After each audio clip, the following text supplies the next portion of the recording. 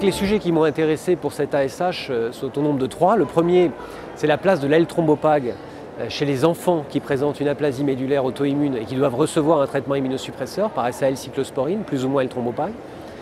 Le deuxième, c'est la place du traitement de référence SAL-cyclosporine L-thrombopag chez les sujets de plus de 60 ans.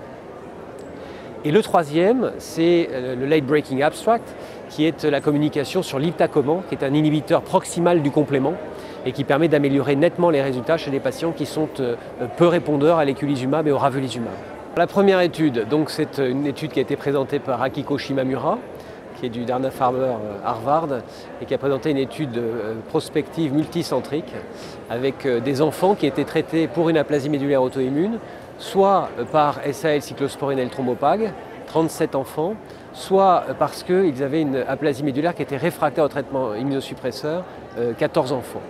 Et en fait, les données et les résultats de cette étude montrent étonnamment un taux faible de réponse pour les premières lignes, de l'ordre de 50% à 24 semaines et à 1 an, et un taux un peu plus important, mais quand même pas majeur, de 70% de réponse chez les patients réfractaires, les jeunes patients réfractaires, encore une fois à 24 semaines et à 1 an. Et donc quelque part, ça nous conforte dans les recommandations du centre de référence, qui sont de dire que si l'L-thrombopag peut rendre service après 18 ans, chez des sujets adultes, qui ont une aplasie médulaire sévère ou très sévère, en association SAL de cheval et la cyclosporine, on a quand même l'impression que chez l'enfant, ça ne sert à rien.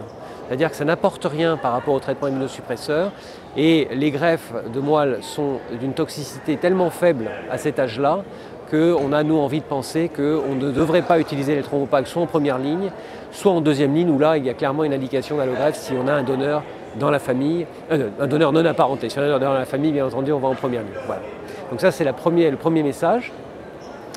Le deuxième message, c'est chez le sujet âgé. C'est un poster qui a été présenté par Houston, par le MD Anderson, et qui est en fait simple et qui confirme ce qu'on a déjà publié, c'est-à-dire chez des patients qui ont plus ou moins de 60 ans, quel est finalement le meilleur traitement immunosuppresseur.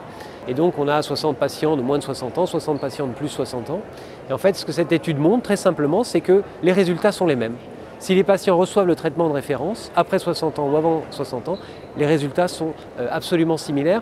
Et donc ça doit nous encourager, et ça on l'avait publié il y a à peu près 2 ans dans Hematologica, ça doit nous encourager à proposer aux patients, même de plus de 60 ans, le traitement de référence qui est SAL-cyclosporine L-thrombopag, et ne pas penser que si le patient est plus âgé, eh bien forcément il faut qu'il ait un traitement dégradé. Non, il peut recevoir un traitement de référence à condition évidemment qu'il n'ait pas de comorbidité, pas d'insuffisance cardiaque et qu'il soit en pleine forme. Auquel cas, il n'y a pas de raison de faire différemment que le sujet jeune.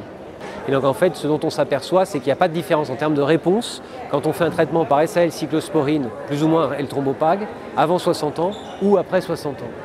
Et donc là, c'est un message important parce que souvent, nos collègues ont tendance à ne pas vouloir faire un traitement par SAL-cyclosporine L-thrombopag à cause de l'âge, en disant il est âgé, il ne va pas le supporter et donc il ne faut pas le faire. Et en fait, ce que montre cette étude, c'est que les résultats sont les mêmes que chez les sujets jeunes. Donc si le patient n'a pas de comorbidité, peut recevoir un SAL-cyclo, il faut absolument donner le traitement de référence aux patients âgés qui ont une aplasie médulaire auto-immune.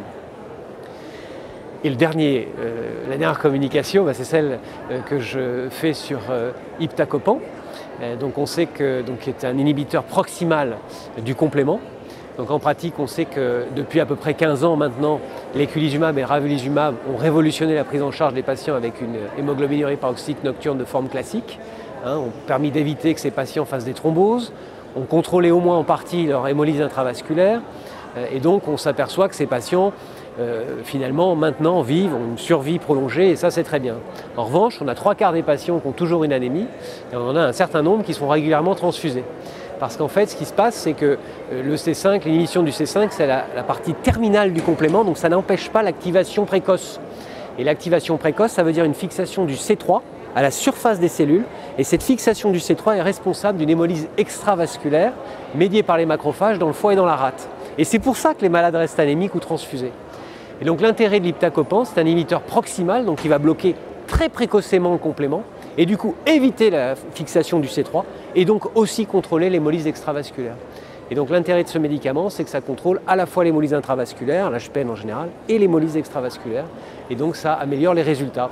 Et donc ce que l'étude montre, c'est 97 patients, 35 patients sous eculizumab ou ravulizumab, 62 patients sous iptacopan, et en pratique, il y avait 2 objectifs primaires. Le premier, c'était d'augmenter de 2 grammes d'hémoglobine entre le début de l'étude et 24 semaines. Et le deuxième, c'était d'avoir un objectif d'hémoglobine de plus de 12 grammes ou plus. Et en fait, la majorité des patients sous iptacopan ont atteint l'objectif primaire versus aucun pour le traitement standard.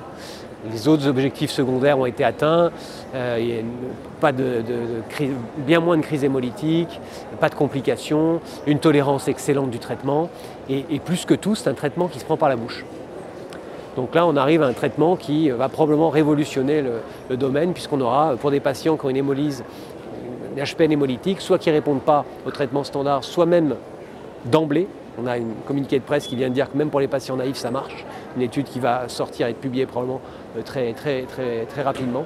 Et bien ce traitement pourrait rendre service. Donc du coup, on va passer d'un traitement d'une maladie qui, il y a 15 ans, était catastrophique, tuer les malades 1 sur 2 en 20 ans, à une maladie où on prendra un comprimé matin et soir et on aura une vie normale.